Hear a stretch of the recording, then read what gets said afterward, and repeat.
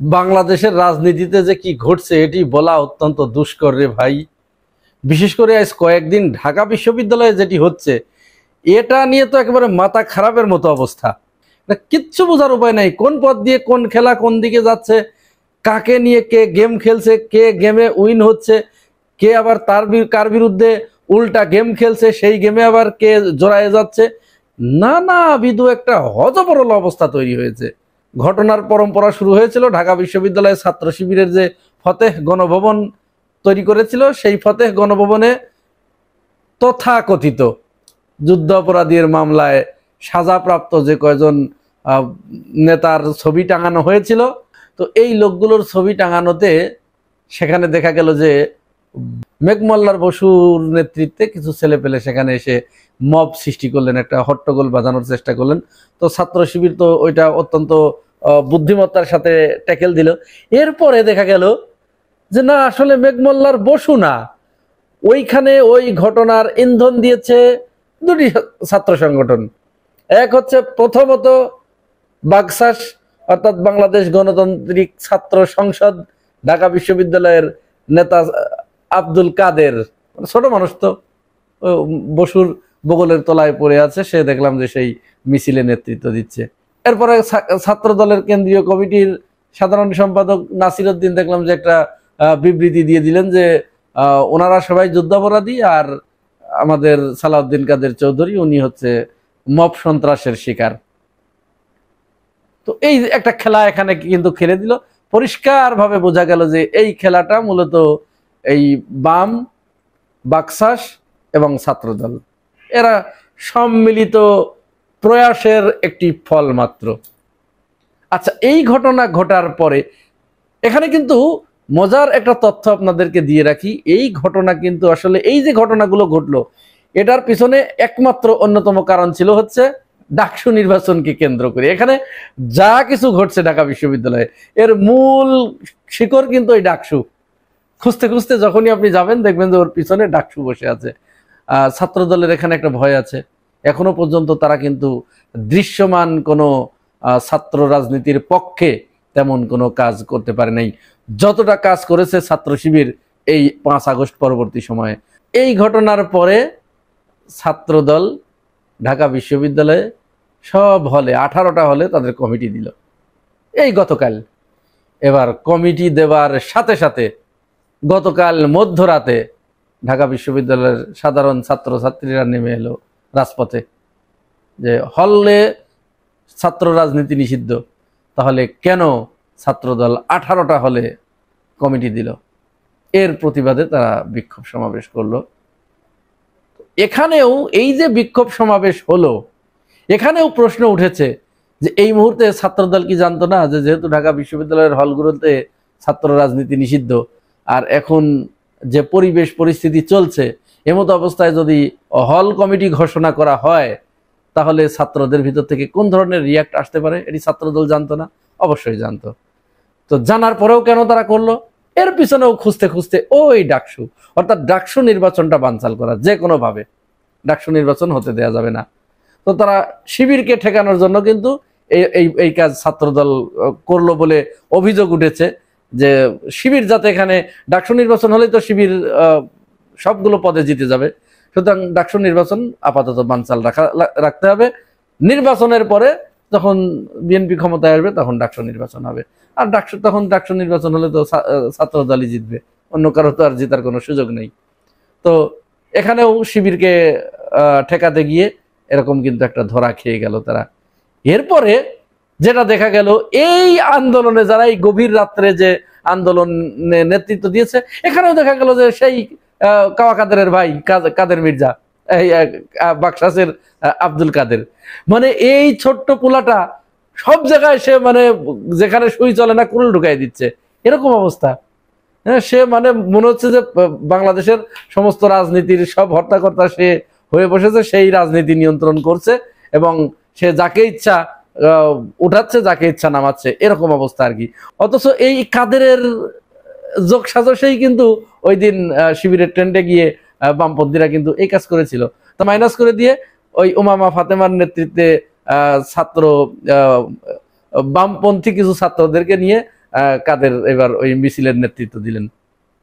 এখানে আরো মজার ব্যাপার যেটা, এটা হচ্ছে উমামা ফাতেমা, এই মেয়েটা আবার বলেছে যে একমাত্র বামপন্থী ছাত্র সংগঠন ছাড়া কোনো ছাত্র সংগঠন হলে থাকতে পারবে না, কাজ করতে পারবে না।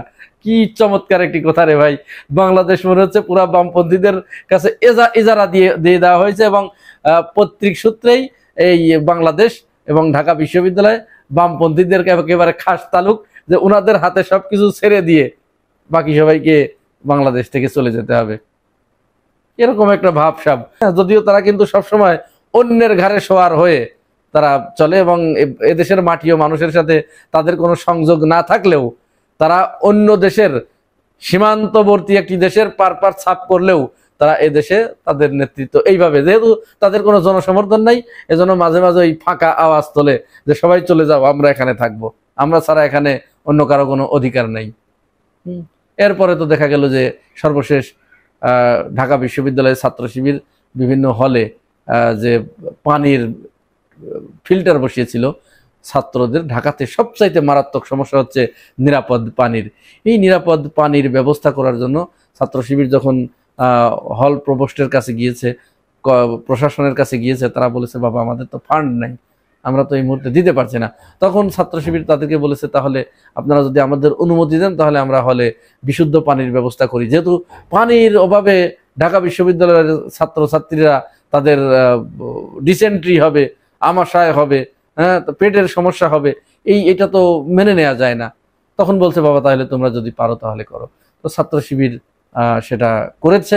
করার পরে দেখা গেল গত রাত্রে একদল ছাত্র নামধারী কিছু, এদেরকে আমি মানুষ বলতে চাই না কিছুতেই, এরা সেই পানির ফিল্টারটা ভেঙে ফেলেছে সূর্য সেন হল থেকে।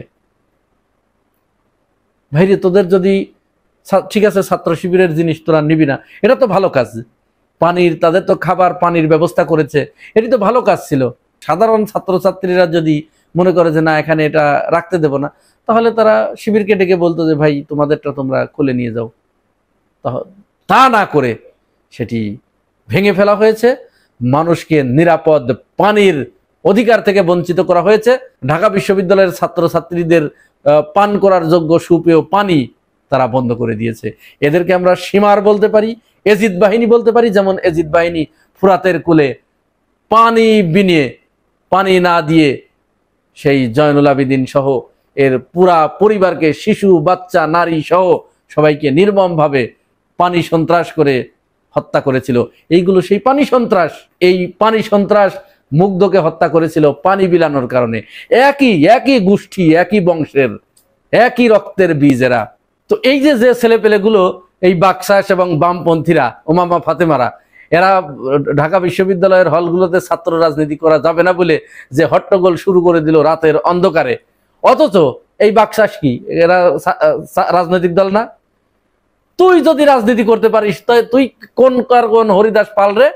তুই ওখানে গিয়ে ঢাকা বিশ্ববিদ্যালয়ে তুমি একা একা ছাত্র রাজনীতি করবা, বাকিগুলো সব ফাও না?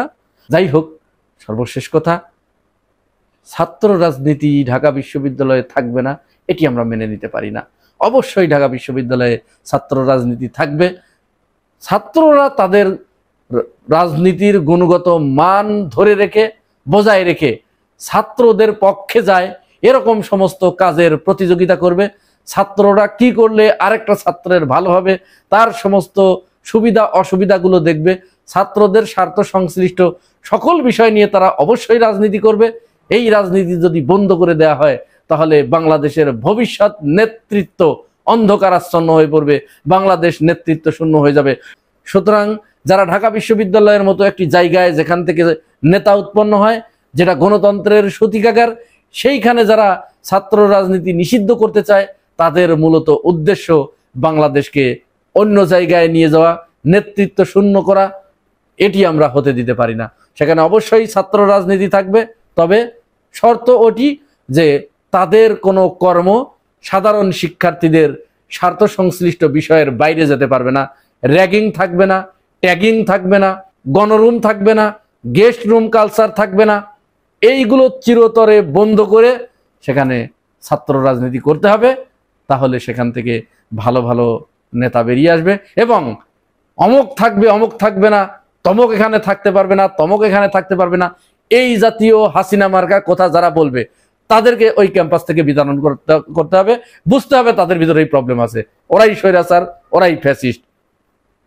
সমস্ত দলগুলো মিলে একত্রে বাংলাদেশটা পরিচালনা করুক।